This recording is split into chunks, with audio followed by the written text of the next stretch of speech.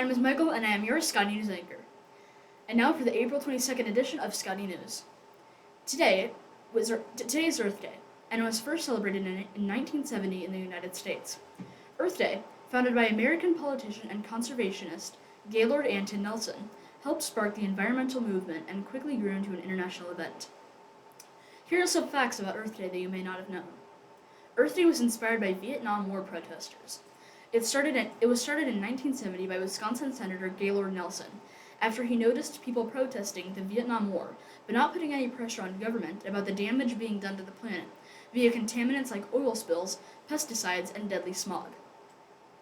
The date was chosen to appeal college students.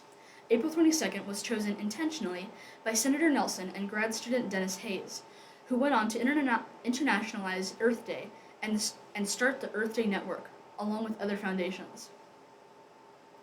They strategically selected April 22nd in order to attract more college students, who were known for being politically active during that era of protest. The date fell between spring break and final exams.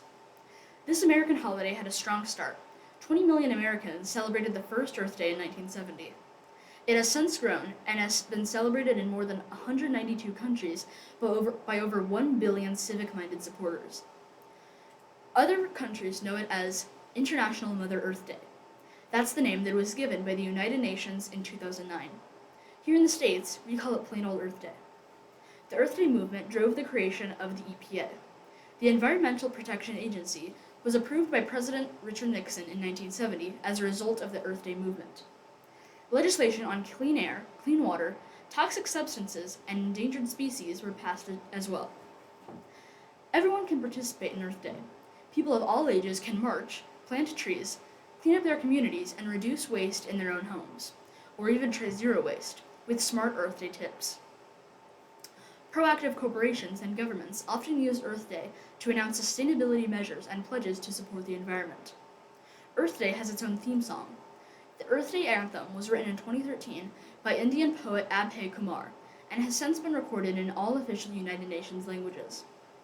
This global movement has inspired real change. On Earth Day 2011, 28 million trees were planted in Afghanistan for a, quote, "Plant Trees Not Bombs" campaign. In 2012, more than 100,000 people in China rode their bikes in order to reduce CO2 emissions and highlight the amount of pollution created by cars. And now you know about Earth Day.